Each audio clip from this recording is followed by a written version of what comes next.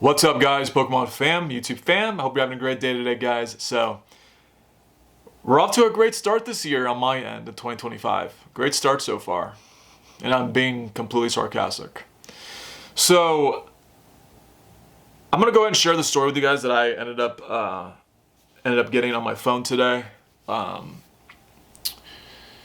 whatever you guys take from this video, I hope you guys learn something today in today's video. My failure is your lesson, right? So we'll go ahead and get right into it, guys. First and foremost, I hope you all had a safe New Year's Eve. So, new year and new resolutions, new goals for all of us. So, and the second day of the year is not off to a good start for me. So let's go ahead and share the story. So this morning, I wake up and I see an eBay notification, and I look at it, and it's a return refund request. And normally those are not good. So I open it right up, and I look at it, and I realized that the buyer that did the refund request claims that he did not receive the package, and how it's been stuck in transit for the last 3 weeks because it stopped being scanned 3 weeks ago. So it's either one or two things. It's either lost or stolen. Now let's make things a little bit better. Not only is it lost, right? But it's very expensive. We're talking about a $400 order that this person ordered, and it's an international buyer. So this order had 4 cards. It had the Snorlax Promo Center card, right? The Promo Center card. That's about $130 now, market price. There was a Sylveon V alternate art from Evolving Skies as well. There was what else? A Mega Charizard EX from one of the XY. It was one of the most expensive ones. It was one from one of the XY era. It was a near mint card. And then there was another modern trainer card in there. Plus shipping, the order value is $400. So I wake up to that and I'm like, wow, well, this is a great start to 2025. So this is not my first time. This is not my first rodeo. All of Q4, all my international orders that I've sent out, all of them, and it's not that many, but the order value on all these orders are a lot of money. And this one this morning was kind of like the last straw that broke the camel's back for me. I've been through this before, and right away I know for a fact I'm going to be at a $400 loss. You're probably thinking to yourself, well, you can hit up eBay, try to hit up USPS, try to file a claim with USPS. Here's the thing, guys, is that with international labels, when you do an international label through eBay, technically it's not a USPS label, which is a little weird, right? It's not a USPS label because the tracking number is through eBay, which is a little weird, right? The tracking label is through eBay, even though the label itself looks like a USPS label, which is so weird, right? So when I've tried this before, when I've tried to go to USPS and they see that they can't find the tracking number because it's a completely different tracking number than the tracking numbers that they give out, they just tell you, sorry, sir, this is not a USPS tracking number. Have a great day. That's usually the answer you usually get. And with eBay, eBay's even better. eBay will just straight up take the funds out of your own bank account or the funds that you have on eBay and refund the buyer themselves with your own money if you don't refund the buyer at a reasonable time. And so I can fight with eBay and say, hey, eBay, what's going on? How's this fair? I've lost hundreds of dollars and I'm making you guys money with all the fees you guys charge me. And how is this fair that I'm losing so much money and yet you guys are going to just take the money right out of my account to refund the buyer at a certain date, right? And eBay won't care. eBay's not going to care. Because I tried that before too in the past. They just don't care. If it doesn't say delivered on their end through eBay, then you're screwed. eBay will force you to give the money back to the customer. So this morning, I was fed up. Went into my room, my office, got on my computer, and I decided to take drastic action.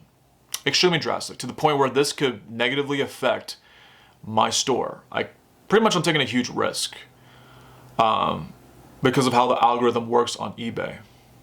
I've decided to ban every single international buyer around the world. I've banned all international countries that can look at my listings or not look at them, but just buy from me, right? Every single country that was inside of eBay's little categories of countries. Like, I don't know how many countries there are for sending out orders to eBay, or through eBay rather. But I banned every single country, even Canada, even Mexico, which are the bordering countries of the US. I'm only doing domestic. If you live in one of the 50 states in America, I'll do business with you, because I never have issues on a domestic level when it comes to shipping out orders. And the thing about international guys is that these international people, they want to buy the higher end cards. They always buy the higher end cards. They never buy the $5, the $10 cards. They end up buying the $100, $200, $300 cards from various different sets. And I'm at a point where I just I don't care. I don't give a shit. I don't care anymore about international buyers, because they literally are not even 1% of my sales. And I don't care. Now, like I just said, the problematic thing going forward is the algorithm of eBay. I don't know how sophisticated the eBay algorithm is to be able to tell which, basically, because all my listings up until this point, all my listings were considered international listings as well, right? And domestic. So now I just made all my listings all just domestic, right? And going forward, all my listings going forward are just all going to be domestic here in the US. So I don't know how the algorithm on eBay is going to affect my reach in general, right? I don't know. It can have a negative impact. Who knows? Maybe it won't have any impact at all. We're gonna see, because I've only done maybe 20 orders for my international sales for 2024, which is nothing. I've sold almost 5,000 different orders this year, or in 2024. So 20 is nothing compared to that amount, right, of how many orders I've sent out. So we'll see what happens. I'm going to give it a chance with Q1, see if the next 90 days, see if I notice any slowdown of volume of my orders. I'm going to just continue with business as usual, continue to buy collections, continue to receive more steel product from my suppliers in Japan. I'm not really too mad about the $400. It definitely stings. That's still a big loss. But I need to, it's unsustainable, dude. I will go broke if every single time an international person orders something for me and the package ends up going missing. I'm losing money. I'm losing a lot of money. And over time, it's not worth the risk. You're just going to continue to lose money. I can never imagine sending a case of Evolving Skies or sending something really expensive, thousands and thousands of dollars overseas, and it ends up getting lost. And then guess what? eBay's not going to side with you. It doesn't matter what the cost of the collectible is. It doesn't matter what the cost of the item. They're going to side with the buyer if it just shows that it's not delivered, which is absolute, complete, utter bullshit. So going forward, like I said, I'm blocking every single international buyer, every single country. If you're an international buyer listening to this, watching this, I don't know about you. If you're trying to buy from me, sorry, I cannot ship from here straight to your country. I've lost too much money doing that. You're probably most likely going to have to get a proxy address, meaning that you're going to have to find a third party that is going to give you a proxy address where I can send it over to that proxy address that's in the US, and then that third party ends up sending it to you. It's out of my hands, right? As soon as that package arrives in their hands, right? I'll have more security with that, more protection, by doing that method. But as far as me shipping from from here to your country, that's off. I'm done with that. Sorry. I don't care how much money you're willing to offer me. I'm not gonna take the risk of losing it, my packages, or the packages are getting stolen through clearance, through customs clearance. Who knows? But yeah, this sucks. This is definitely a bad start to 2025. But like I said, I can recoup the money. The money will be easy to recoup. It'll probably take maybe a week or so. But I mean, that's just unsustainable, right? So, like I said, long term, hopefully the algorithm does not screw me over. Hopefully I still get crazy amount of volume, crazy amount of sales. As long as I still get my crazy amount of sales and my crazy amount of volume, and my impressions have not changed, right? Because it's only, I mean, I don't get that many international sales. I don't. But it's been my biggest loss from last year and now this year, right? So we'll see what happens, right? ZNG Emporium is going through the same similar thing. His latest video, which is his last video that he uploaded, he talks about how USPS didn't scan a package that he sent out that was order value on that package was about $40,000 that USPS did not scan. And when USPS does not scan something on the buyer's end, they see that it's not being sent through transit yet. So ZNG Emporium, he has not uploaded a video since then. I can't imagine sending a $40,000 order value to wherever, right? And USPS does not scan it. And normally when USPS does not scan an item, that's happened to me before, then USPS will be like, oh, well, sorry, sir.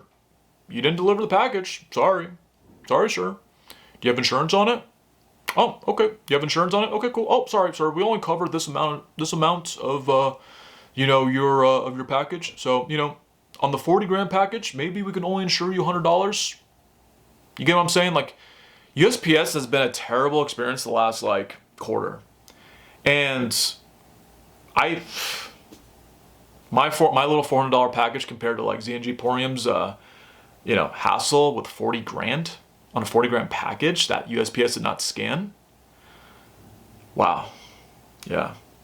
I just want to bring up another example that you're taking risk. You're taking a lot of risk by sending this stuff out. Sending out the stuff, when it's something expensive, when it's something really expensive, I usually wait in line and I get a receipt from USPS to make sure that, I have evidence that I was there. Okay, because like I said, sometimes they don't scan it and they'll just say, sorry, sir, you just never came and delivered the package, even though you did. So with expensive packages like that, I try my best to just well, first off, I've never had a 40 grand order value on a package, right? But if it's worth a lot of money, say anything above $100, I will just go to the counter, wait in line, and just make sure it gets scanned and I get a receipt. That's what I do. So, learn from my mistakes. This sucks.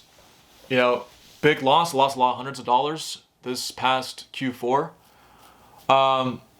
But like I said, I can recoup the money through monetization of YouTube, future orders, and just overall just continuing business, right? Just a minor hit to the business, but hopefully crossing my fingers that the algorithm on eBay does not screw me over with my domestic sales. So I'll keep you guys updated on that going forward. But great start to 2025. Hope you all have a great day, guys. I'll see you guys in the next video. Thank you for sticking around. I appreciate the support. And I'll keep you guys updated. I gotta catch up on things and find a way to recoup that money. So it's $400, guys. I know it's a lot of money. I'm not saying it's not. It's a lot of money, but it's doable to make that money back. It's not 40 grand. 40 grand's a completely different story. Yeah, I would shit bullets if I lost a package that was worth $40,000. So yeah, yeah, that's crazy. Anyways, I'll talk to you guys in a different video. I'll see you guys in the next one. Have a great rest of your day, guys. Peace out.